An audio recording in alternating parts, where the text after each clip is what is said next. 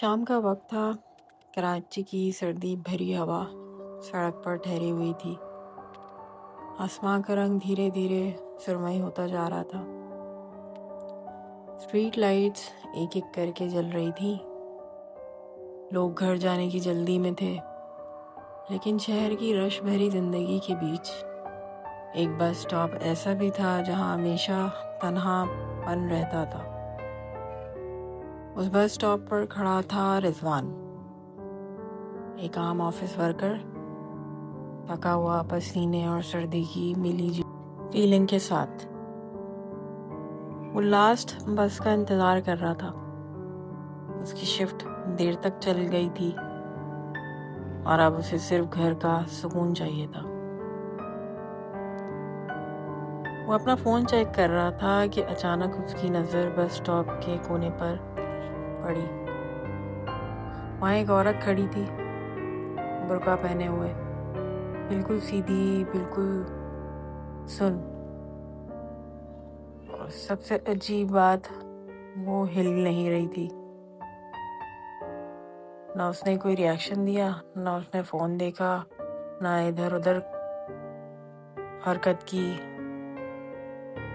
ऐसे लग रहा था जैसे हवा में जम गई हो। रिजवान को पहले लगा कि शायद कोई अपने घर के लिए फिक्रमंद होगी, लेकिन फिर उसके जहन में एक सोच उभरी। ये कब आई? मैंने तो देखा भी नहीं। वो चुप करके उस औरत को देखने लगा। उसका चेहरा पूरी तरह नकाब में छुपा हुआ था, लेकिन नकाब के नीचे से एक अजीब सी ठंडक, एक अजीब सा सन्नाटा महसूस हो रहा था। रिजवान ने हल्का सा अस्सलाम वालेकुम कहा, लेकिन कोई जवाब नहीं आया। हवा तेज हुई, पेड़ों के पत्ते हिले, मगर वो औरत बिल्कुल वैसी की वैसी। रिजवान ने अपनी जैकेट टाइट की, सर्दी उसकी हड्डियों तक तरने लगी। वो सोचता शायद किसी की बस मिस हो गई है, मगर उस औरत का एक ही जगह खड़ा रहना, बगैर हिले जुले, बिना आवाज के, सब कुछ अजीब सा था।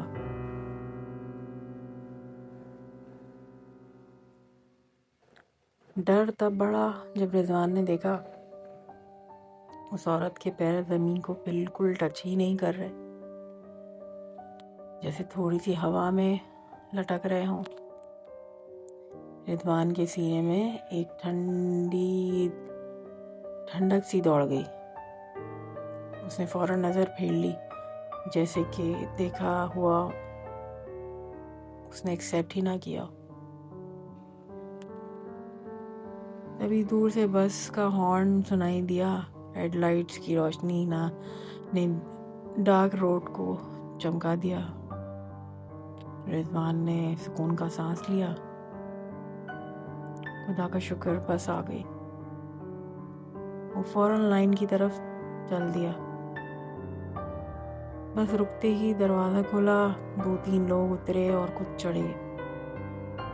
रिजवान अभी स्टेप्स पे पैर रख ही रहा था कि उसका दिल बोला, एक बार पीछे मुड़कर देख ले, क्या वो औरत अब भी वहाँ है?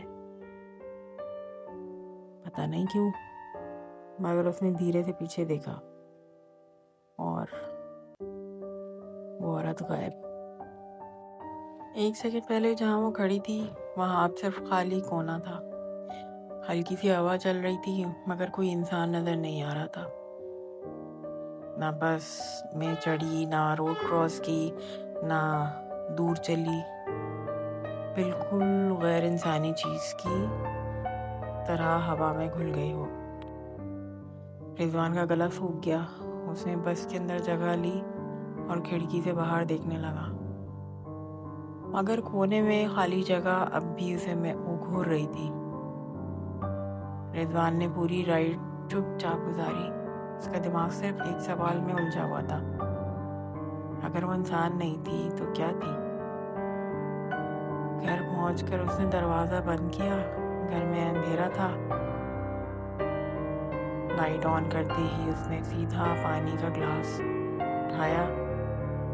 हाथ अब भी कांप रहे थे। फिर उसकी नज़र एक चीज़ पर पड़ी। उसके घर के मेन डोर थोड़ा सा खुला हुआ था। ये खुला कैसे? रिजवान दरवाजे की तरफ गया। धीरे से उसने दरवाज़ा पूरा बंद किया। कुछ सेकंड्स के लिए उसने कान पे ज़रा सा लगाया। कोई आवाज़, कोई सांस, खामोशी।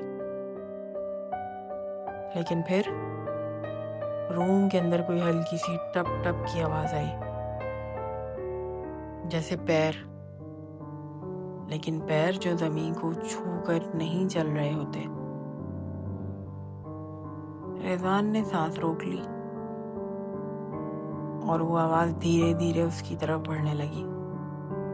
रिजवान ने हिम्मत करके बेडरूम का दरवाज़ा खोला। कोई नहीं था, लेकिन रूम के बीचों बीच पानी का एक गोल सा दाग ज़मीन पे नजर आ रहा था। गीले पैर का निशान, मगर दोबारा पैर ज़मीन को टच किए बगैर। दाग बस हवा में फ्लोटिंग पैटर्न बन रहे थे। इससे पहले कि रिजवान कुछ समझ पाता, उसके पीछे से एक ठंडी सांस की आवाज आई। बस चली गई। रिजवान का जिस्म जम गया। वो धीरे से मुड़ा और उसने देखा वही बुरखे वाली औरत उसके घर के अंदर खड़ी थी। वही सुनपना, वही सन्नाटा, वही पैर जो जमीन से कुछ इंच ऊपर थे। और फिर एकदम से वो चेहरा रिजवान के बिल्कुल करीब आकर रुक गया। वो चीखना चाहता था, मगर आवाज ना निकली। औरत ने बस इतना कहा, मुझे भी घर जाना था। और फिर पूरी रोशनी बंद हो गई।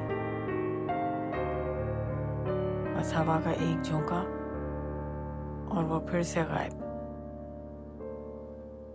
अगली सुबह जब रिजवान उठा, सब ठीक लग रहा था। रूम साफ, पानी का दाग गायब, दरवाज़ा बंद। वो खुद को कन्विंस करता रहा कि शायद थकन, स्ट्रेस और अंधेरे का कॉम्बिनेशन था। लेकिन जब वो ऑफिस जाने लगा, दरवाज़ा खोला तो ज़मीन पर एक चीज़ पड़ी थी। एक पुराना जंग लगा हुआ बस का टिकट, जिस पे लिखा था last ride for 1 passenger only. और टिकट के कोने पर पानी का एक छोटा सा दाग, जैसे किसी ने हाथ गीला करके पकड़ा।